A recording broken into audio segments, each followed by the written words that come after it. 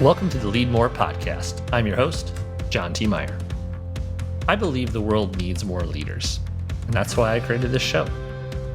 The Leadmore podcast is here to inspire and help create more leaders for the future. And now 44 episodes in, we've had so many incredible examples of what leadership looks like. Because what I believe is that it isn't based on where you come from or what school you went to or what title you have, but it's based on your actions and what you do and how you lead. And we've had 44 incredible examples of what that looks like. And today is no different. Today we sit down with Chase McCants, the Director of Employee Engagement at Olive from Ohio. I asked actually former guest Nick Seguin, who's somebody that maybe doesn't have the title of a chief executive, but when you think about them, you realize they're a leader. And he said right away, you got to talk to Chase. Chase, everybody feels that way about Chase. And so in this episode, we talked about, first of all, how do you think about engaging employees when we now have been working for a year remotely, right, through Zoom calls, in our bedrooms? How do we make connections? We also talked about how Chase had to start his new job in a pandemic and what that looks like. But then we dug deeper and talked about some of the work that Chase does in the diversity, equity, and inclusion space, and why that work is so important, and why, as a gay Black man, he feels like joining a startup was the best career move for him. That startups were very accepting, very welcoming. He felt like he could be his true self. Thought that was a very fantastic conversation. And so in this episode, I think you're going to learn a lot. Chase made me laugh. I think he'll make you laugh as well. It was fun to just track his journey in the career, all these different roles, and he'll explain that as well. So with that, let's listen to episode 44 with Chase McCants.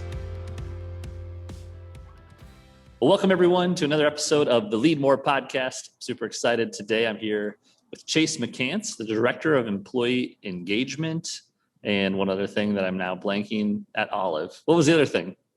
Development, learning. Development. We got to develop our employees. All right. Yeah. He's in Columbus, Ohio. Chase, how you doing today? I'm doing pretty well. I have my cup of coffee here. It is not raining outside. So I would say I'm doing really, really awesomely. How about you? I'm doing great. And we should say, because, congrats. You just, right before we hit record, you found out you got a call back for a play that you're auditioning for. Congratulations. Thank you so much. I hope I get cast in it. I've told my coworkers, I sent them my audition video. They know I've acted before, but they've never seen me do it. And so they were really, really excited. And speaking tell us when the show is. And I'm like, there are way more steps. I have to go to callbacks and then I actually have to get a role. So, but I was going to ask you too, because I Googled, we'll say, you and I were introduced through Nick, who was a past episode of the show. And so I had to do a little more homework since we've just met right before we hit record.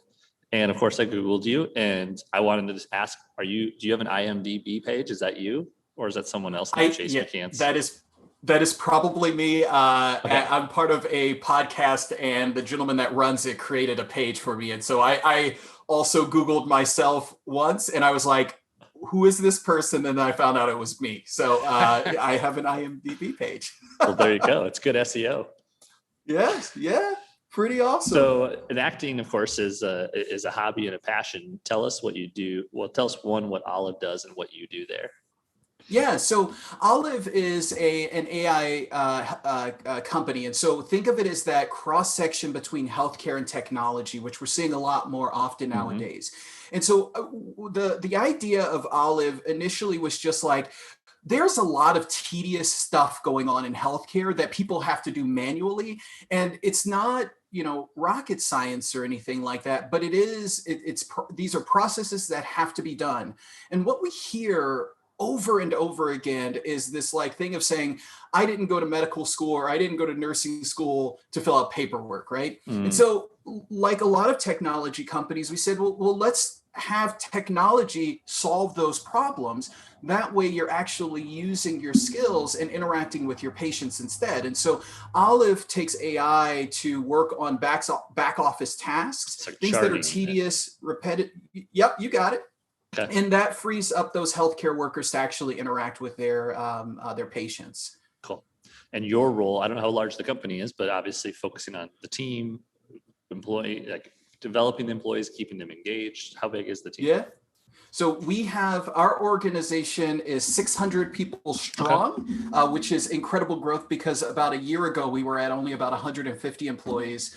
And so we are doing a bit as far as training, as far as onboarding, our solution knowledge, and we will hopefully be going into a bit of professional development for our team, something that's always been there, but we want to start curating it. We use a service to help us out with it, but curating it for specific goals in mind. So that's something that's coming up. And my team just leveled up with some more folks. Hopefully we get some more in the future, and then we could do even more cool stuff. Nice. And so you're one of those probably growing percentage of Americans who started a job in a pandemic, meaning you've never worked in the office. So what's that like for you as a leader? Oh, it's so weird. It's weird because, I like going to the office because I actually really like interacting with my coworkers. In fact, I always say the thing that drives me to work, like, yes, I enjoy the job itself. And I do want to work for a company that's doing some good in the world. I've always said I'll never work for a company whose mission is just to make more money. And so those things are important. But like, in those days where you're just like, I do not feel like getting out of bed and going to work, like, the people that I work with, it gives me the energy to go into the office. And so transitioning to working from home, it was tough. I think first it was relaxing because it wasn't this need to respond to random things. We would only jump on meetings if a meeting was appropriate. But I do miss that interaction. And I do think I miss the separation between work and home. You can see I'm in my bedroom right now. So when we do go into the office, space, it's hard. Yeah. Oh yeah. And so when we go back into the office, I'll probably spend like 3 days in the office and 2 days at home just to get that separation and the interaction too. Sure. So I see from your experience, you've stayed in the startup world. You're a Buckeye. You went to Ohio State. You did Cover My Meds, which I know is a huge success story in the Columbus region. I saw you were with a company called Beam Dental, now Olive. What's attracted you to that space, and why have you sort of stuck in the startup area? So I think a bit of it comes from, two places. Number one is acceptance, right? When I wanted to be a print journalist. And so I did 3 internships during my college career. And I started going through a routine that continued after I graduated. So if you could see me, I have a face full of piercings. I've got an arm full of tattoos. And if you interact with me, I tell folks this all the time. I curse a lot. I'm a little bit goofy and all that good stuff, right? And during my internships and my initial jobs with AT&T and Sprint, I was, told either implicitly or non that's not how things fly. And so I got into this routine of taking off my face, taking off my piercings, covering up my tattoos, and really changing the way that I interact with people to be more work appropriate. And, looking back on that, I say this to folks who are approaching the startup world, that does something to you. And you don't feel it when it's happening because I think, I was born in 1985. This is the world that nice. We're turning 36. That's why we both liked I said like your Ninja Turtles mug. Ninja Turtles. Right. Exactly. But it does something to you, and you don't feel it when you're in it. And for me, I expected it when I was growing up. My mom was pretty much like, this is the corporate world, right? But I got my first taste. This was a little bit of a transition, but I went from working from AT&T to working with Apple, right? I worked in one of their retail stores. So I was one of the guys that had the blue shirt on. And with Apple, they said, first off, we don't want you to change anything. We want you to wear our blue shirt, wear a lanyard, wear, the clip or whatever, so you can charge things. But when you talk about technology, we want you to be your authentic self. And I was like, what? Yeah. You're not scripting me? Right. So that was the first one. And then the second one. And so I got to wear my piercings. I got to show my tattoos. And it was really, really awesome. Cool. But it was when I got to Cover My Meds that everything changed, because all of a sudden I was in an office environment. And there are funny stories of me in my first week where I showed up with khaki pants and a button-up shirt and a tie my first day, and everyone else was wearing like hoodies and jeans. And so the next day I like took off the tie, and then the next day I wore jeans, but I still wore the button-up shirt. And then it got to a point where I just came in dressed like everyone else. And I'll never forget, the VP of operations saw me, looked down at my arm, and then went to go get lunch. And I freaked out. I was like, she is going to fire me. I immediately went and put my hoodie on. And when she was back at her desk, I said, hey, if you need me to cover up my tattoos or anything, just let me know. And she was just like, no, I mean, like, wear whatever you want to work. Like, maybe don't wear sweatpants, but like, it's weird that you're even mentioning this. And that's when I knew that, you know, this is a place where I'm not going to be judged on how I look, right? And then when they promoted me later, because they saw that my work was awesome, that's when I realized that there are companies out there that you don't have to change who you are. They just expect really, really good work. And I think that's the world of a startup. Startups are organizations that don't have time to focus on how you look, what you say, as long as it's appropriate. Every startup has its own culture. But they don't focus on that. They care about your work. And so for me, I can't go back into a world where I'm expected to be something other than who I am, because it takes a lot of energy that should be devoted to the work itself, but instead is being placed on, okay, how do I look today? So that's why I stay in the space. Plus, the second one, we get to be creative, right? Yeah. In startups, things are ambiguous. Roles are not always defined. And it allows for creativity and innovation, and that is the culture of the environment. And that's what I love about startups. So that's my spiel. That's great. That's great. Yeah. So this kind of foundation of acceptance rooted in startups, then I would imagine gives you a fertile soil to do your work of, you know, employee engagement. I know you also have been in talent acquisition, talent recruiting.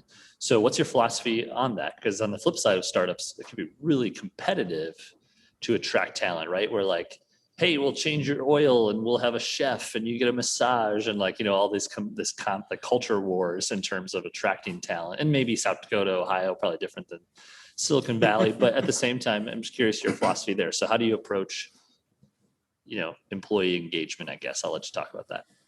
So I think it just comes with a great deal of empathy, right? I don't know how, I can't get in the brains of other people who do jobs that are similar to mine, but I understand that people are people, and people are variable, and people have good days and bad days. And I think in other environments, if you're having a bad day, that's often held against you because you're not performing to a certain level. But, you know, for me, when I approach employee engagement, I say it really comes down to, the experience that I had at Cover My Meds changed how I viewed what the corporate world could be. And so I always feel like I have an obligation to extend that to people as well, so that when they come into our companies, that they have something of a similar revelation when it comes to their experience. Now, part of that, not all startups are built the same.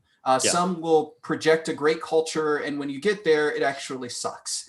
So what I try to do is I try to pick my companies based on, you know, again, are they doing some good in the world, or is it just making money for the sake of making money? And then I think about, you know, how am I going to be treated? Like, I show up to my interviews looking exactly like this, except I probably would wear a button up or something. Sure. And that proves out a lot, right? And so when I actually get into it, you know, my goal is to listen to the employees. So when I was the head of talent, I was over talent acquisition and talent management.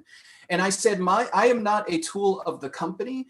My goal, or at least my way of doing talent management, is I am your advocate, right? The company's going to have rules and things in place, and I will be your liaison with the company.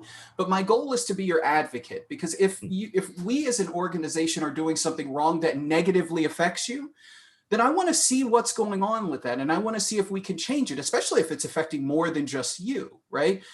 If the employee themselves are struggling with their work for whatever reason, there is an obligation that we try to level up that employee so that they can do their work and do their work well. Now, of course, being over talent management back then, sometimes we didn't get to that. Sometimes, there was something where the employee was disconnected from the company. And then we all know what the result of that is.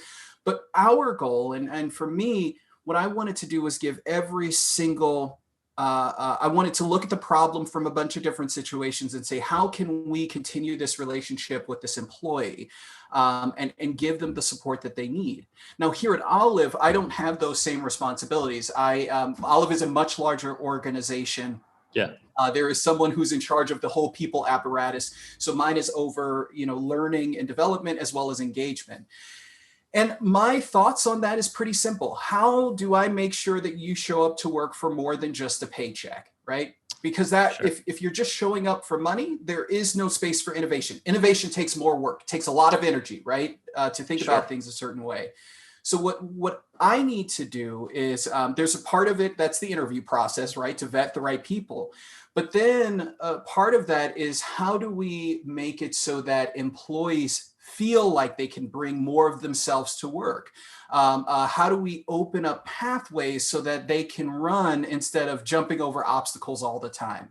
And again, what I found was, and again, I don't want to project to other people, but for me, innovation came when they said, yeah, you don't have to wear a shirt and tie to work and you can speak however you want. Like, don't say anything offensive, but you can curse all you want.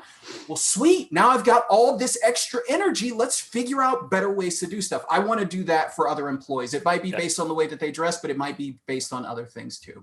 So have you found that's fascinating. And I think, we briefly talked about COVID earlier in terms of starting a job. I think when it comes to what you're doing at Olive with engagement, in some ways might be easier to bring yourself to work because you get to be in your sweatpants or at home or like in your comfort space. But then on the other side, it's got to be harder for for a lot of people, especially I'm an extrovert. You seem like you probably are too, to feed off of energy of other people, to be in like a specific space that really, a whiteboard or a room or whatever it might be. So how has your job changed in the last year? It's tough because I don't have experience at engaging remote teams. It's been really, really hard. A lot of my engagement work before has been based on walking around the office. What I love is just being able to walk up to you and say, John, what are you doing? And like you're busy doing something on your computer. And I always say my job is to interrupt you while you're working and make it so that your work's late. But it was through those conversations that I could understand how a person's day-to-day was. I mean, first off, I was their colleague, like I actually cared. But if something did need to bubble up, it was through those conversations. Now doesn't happen as much because people don't want to feel like they're bothering folks. And, with a company so large and with so few interactions, it's tough. And so, my initial thought was, we are now all separated and we don't see each other and we don't talk, in ways that we did before. My first thought is, how do we bring each other together? And so I did a video on this a long time ago. I said, let's create virtual gathering spaces, right? Places where we can gather to interact. That's not just Slack, but maybe it's us getting together as an organization to learn something new. Maybe it's us having a company stand-up where we just talk about what we're going to be doing for the week. Maybe it's a different employee. So not me teaching, but maybe we empower other employees to stand up and say, I want to give y'all training on this, right? And it brings us together and it brings in conversations. And we're seeing that right now at Olive. We kicked off, we did we've started forming ERGs, employee resource groups. These are groups that are usually formed for underrepresented folks joining the organization to have a soft landing space for people who are minorities. So, gender diversity, racial diversity, ethnic diversity. And so for Black History Month, we had two panels. We had a panel about code switching, and we had a panel about elevating Black voices. Our women's ERG did something similar. They had some of the troubles that women go through as far as interacting in the workspace. And then they had, one of our senior leaders, her name is Shoshana Deutschkron. She was on the panel too, talking about how she went about her career, and struggles that she ran into. It was awesome. And the cool thing is that we had, over 100 people, sometimes over 200 people in the room, either listening or interacting over chat, right? And so employees are engaged. They don't have to go to any of this stuff. It's optional, but they felt compelled to do so. And that tells us that we're on the right track. Is it work related specifically? Not always. But sometimes we get our best ideas around these tangential things, right? Where we can create an idea that drives a product. Or I think with these conversations, with folks speaking this stuff out loud, we are going to have a new crop of leaders because they feel empowered by the words that they heard from their colleagues and our senior leaders. It was just awesome. So these are some of the ways that we can connect. I think there's more work to be done. Like you said, we're probably not going to all go back to the office and it's going to be the same. We're probably going to be in this hybrid model for quite some time. And so we need to get even better at this. And so I'm really, really excited to start exploring it. How can we be a better remote company? Yeah. So I want to talk further on that diversity piece because I do agree with you that startups are really rooted in this acceptance, kind of nonconformist, take the path of don't just take the path of least resistance, find other paths. But we also know that startups tend to be white males, very dominant, especially out in Silicon Valley, right? And so how do you kind of reconcile that where it's like like you said, there are a lot of startups that say this is a great place, everyone's welcome, and then sometimes when you get into the culture, they're not so welcoming. How have you tackled through your work that diversity and inclusion piece? It's tough. So I will say this, as I have been a Black gay dude for 36 years, but I have not always been in a position to care or know about diversity, equity, and inclusion, right? So this started coming up in a major way around 2015 or 2016 for me, right? So I was just a few years out of working for a really large organization. AT&T is just a sales guy, zero power in the organization. And it was this thought of let's bring in a company to assess what our diversity looks like and how we can make things better. And so that's when it started getting in my brain. Mm-hmm. And what I realized is that before Cover My Meds, I didn't know what a startup was. I didn't know what a startup was to even apply for it. I thought there were three kinds of businesses: small, medium, and large. Or three in retail, right? That's all I knew. And so part of it is introducing your company, your startup, to people who may not know that you exist. When I was recruiting for Beam Dental, so this takes a little bit more work. We had to seek out diverse candidates, right? A lot of applicant tracking systems, if you have them loaded, people will apply for your role and you can flip a switch and it allows people to anonymously say how they identify. So it's not connected to their file. Sure. And what you can do is look at each role and say, okay, what's the demographics of the people who are applying? And, what's your ratio as far as applicants to getting a single hire? And if your funnel isn't diverse to start off with, you can't really expect to have a diverse staff at the bottom of it. And so what we did was we said, okay, we can't carry someone through the process. They still have to earn their spot here. But the thing that we need to do is go find them where they are and say, come join our organization. So that's through recruiting through LinkedIn. It takes a lot of work because it's super easy if you're a company that people want to work for, that you could just say, this is me wiping my hands off. I will just let them come to me and I don't have to actually do any recruiting work, right? And that's how you end up with a non-diverse team. Or you can seek them out. You can go to local organizations that are built to uplift people of color, to uplift women, to uplift minorities, right? LGBTQIA folks with disabilities, folks who have served in the military. You can go to them and say, here's my company. And we want folks just like you because we need your perspective. We need your experience. And you can't stop with just one, because no minority likes to be the only one of their kind. A lot of us have experienced that, and sure, things are said to us that is not appropriate, right? So you have to continue to welcome those folks into your organization. It just takes work, and you have to be willing and want to do that work in order to make it happen. Yeah, I love that kind of dichotomy of the two types of companies. And I would say that at Lemonly, we certainly are guilty of being the first one, right? Like, we have a great culture in Sioux Falls and in South Dakota. We're known for that. So we post a job for a designer or project. Like, we have more applicants than we need. People want to come work here, and we get to choose, from the pile. But then we think that means we sort of unlocked the way you're supposed to do it, right? That people want to come to you. But that awareness piece, I think, really stuck out in my head, is like, are other groups, certainly minority represented groups, aware of Lemonly, aware that they too can be a designer, a project manager, account person? And I think we've fallen short on that side of the table. Or, I mean, I haven't looked over your website, but the other thing is, like, if they do know of you, right, does it feel welcoming, right? Sure. If I go to a website and all of the employee photos are of one ethnic group, or it's all guys, I don't want to apply there. I saw a commercial for an auto group, or no, it wasn't. It was an auto group. It was an auto group right here in Columbus, Ohio. And it was just a bunch of dudes there. And, they're doing their little pose, their stance with their arm crossed. And the first thing I thought was, like, diversity. Where is it, right?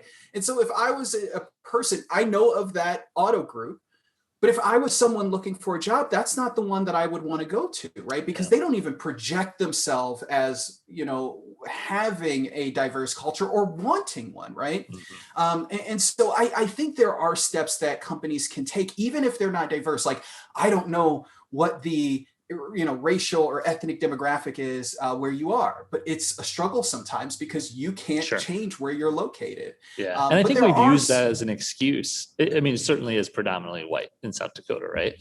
But I think we've used that as an excuse because it's actually changing. And, like, when we get down into the elementary grades here in Sioux Falls, we're having just an explosion of diversity.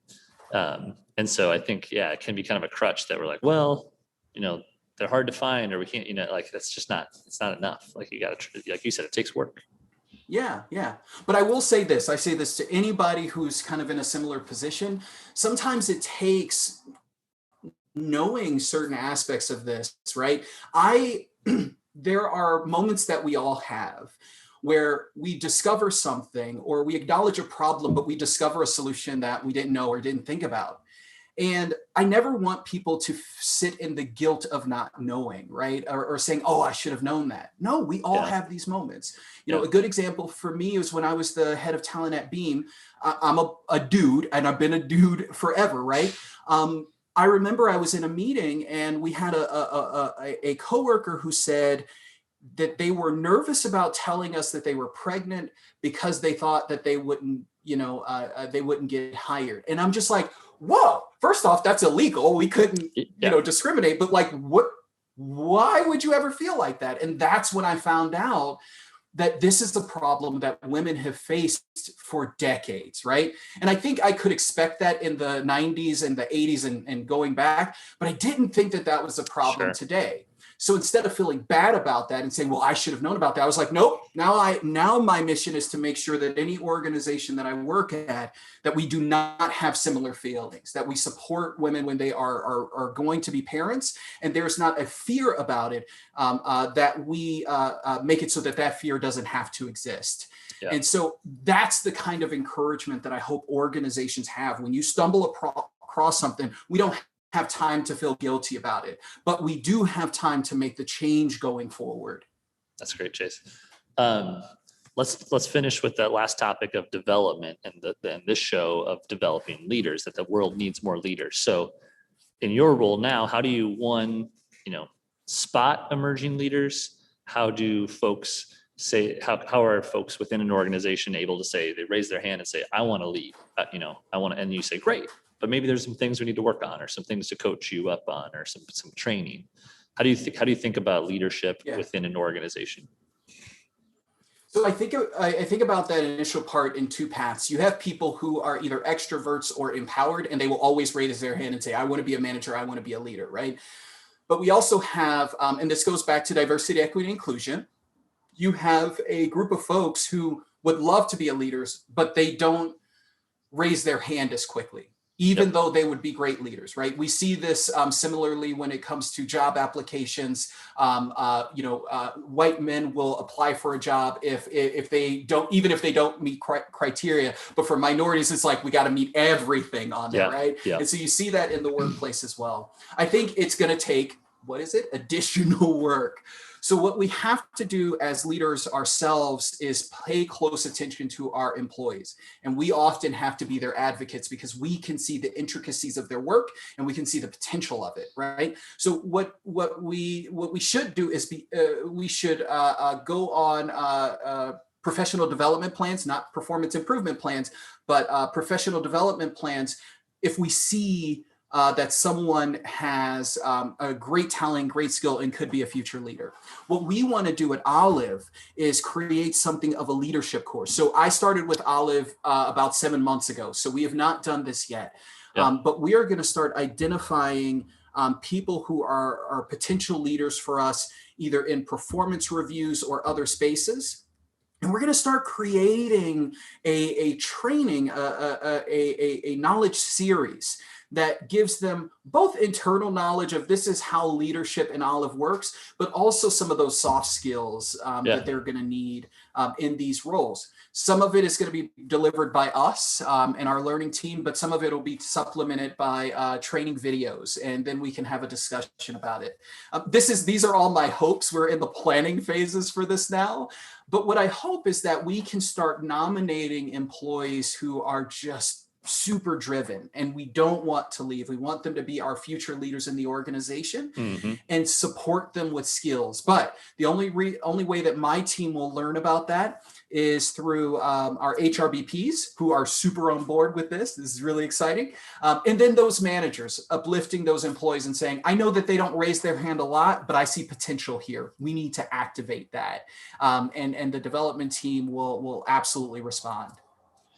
And then maybe the last question, because it's a selfish one in a smaller organization, what do you do when there's more people who want to be leaders than there may be spots at the table, right? So like not everybody can be a manager, right? So like that's one thing I always think, how do we grow the organization so that we can then grow the people?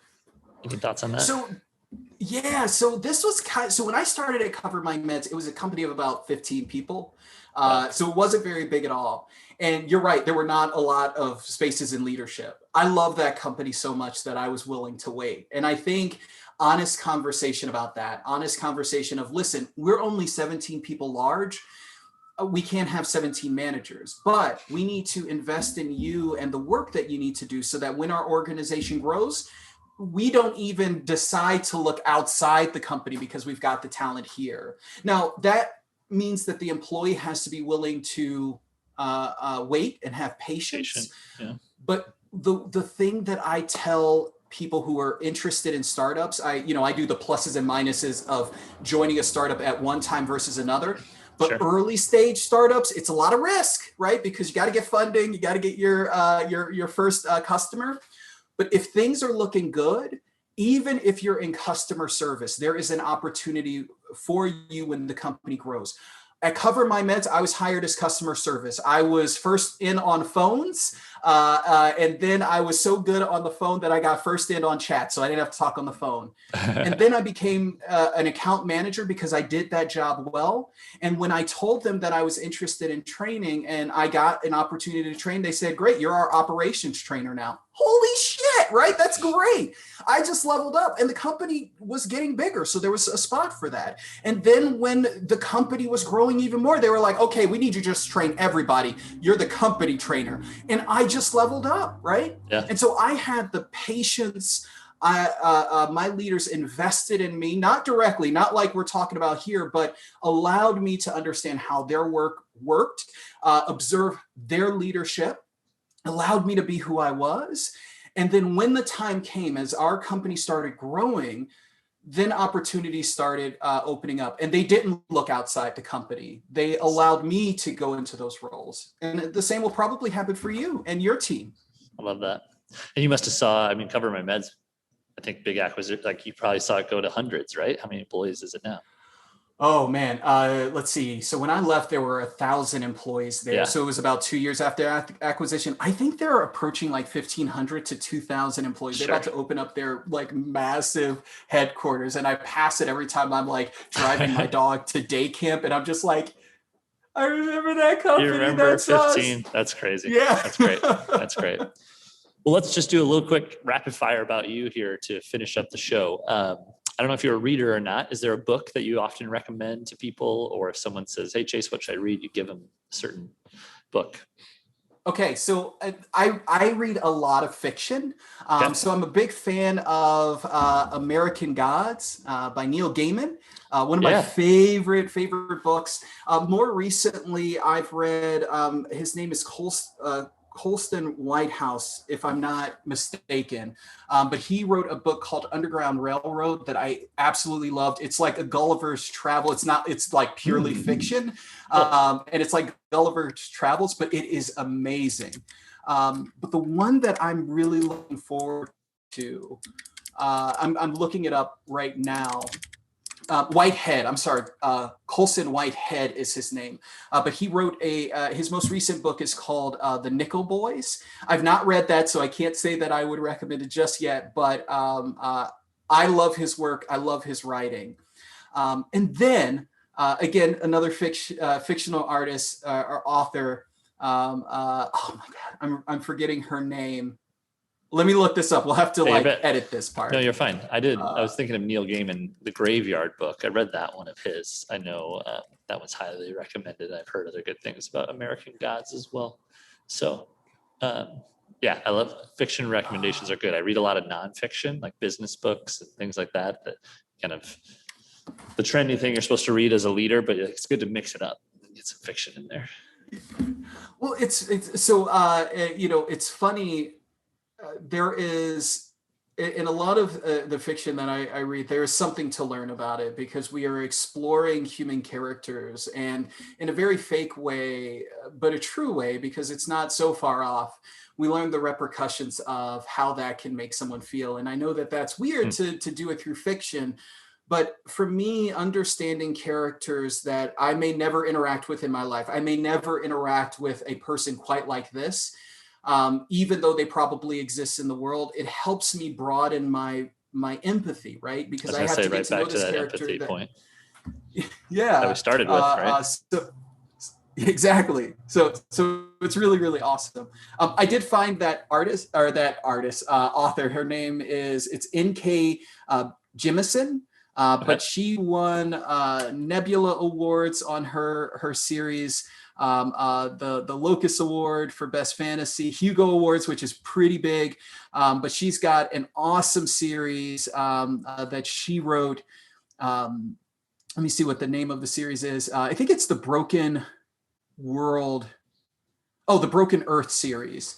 That one is fantastic. And the reason I say that is because often in science fiction or fantasy, Black folks are not represented. And so I love science fiction a lot, and it's hard not seeing, me reflected in that, or really people of color. And so she is doing the work as far as fantasy goes. And cool. She inspired me to write my own science fiction book, because now I have an example of someone who's doing it.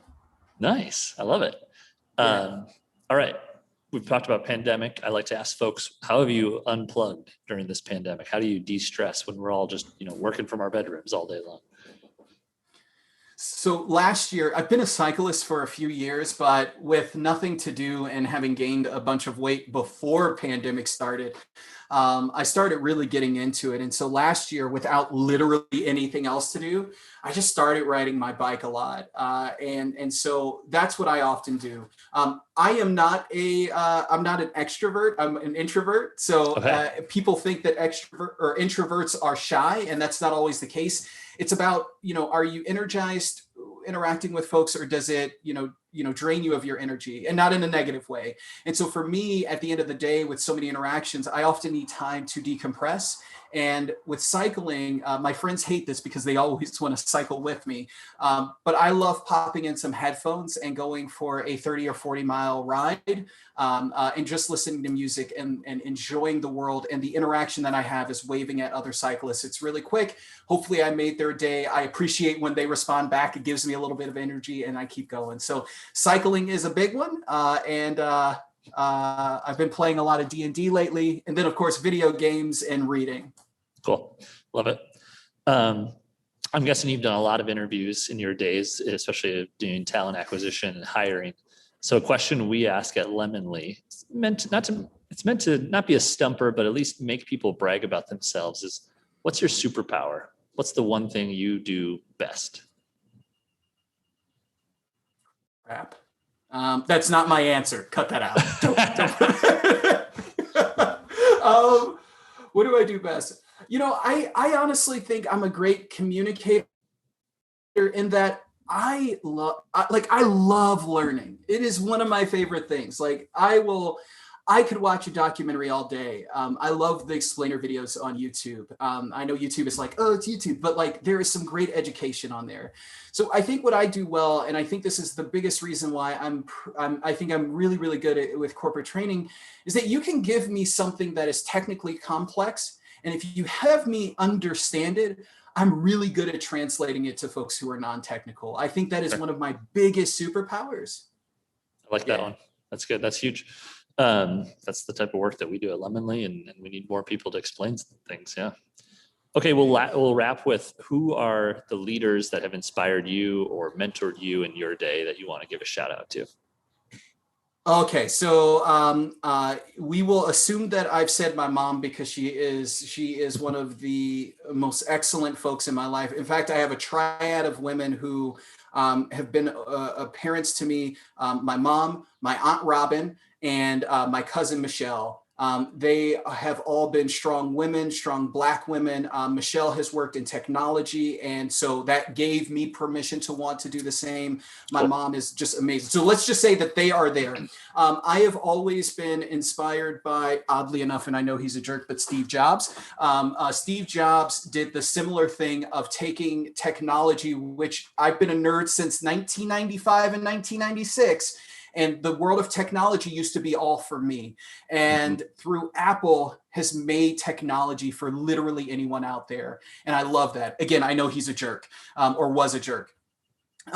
Nick is one of my mentors. So Nick Seguin, who you spoke with, he hates that I say that. But Nick has helped me navigate and think wisely and objectively about things that are emotionally charged. And he's been amazing at helping me separate the emotion when it's needed, because we often need the emotion as a thing to measure, but helps me separate that to analyze the situation and then carefully add the emotion back in to ultimately make a decision. He is amazing. And then similarly, a woman here in Columbus, Amanda Way, in a very similar way, she has pushed me to do things that I would not have done organically. And so I would not be the same without them. Oh, last one. And a woman named Lori Meininger. She was the VP of legal and compliance at Beam Dental. Helped me through some amazing times, similar to Nick, helping me analyze the situation itself. And she would always say, why do you think you feel the way that you feel? Those folks, I would not be where I am today if it weren't for them. They have had a huge impact on my professional career. I can tell you're good at what you do because you're willing to acknowledge and lift others up around you, which I think is a great characteristic. So Chase, thanks so much for your time and for coming on. It's great to meet you, man. I appreciate it. It was awesome talking to you, and I can't wait. I want to listen to all the podcasts that you've done before, because there's always something to learn, and I'm excited to learn it. All right. Well, good luck with things going back to the office, and I hope you get the new role in the play. And thanks again for the time. Best of luck. Thank you so much, John. Thank you. Chase. All right, that's it here with Chase McCants, episode 44. Thank you, as always, for listening to the Leadmore podcast.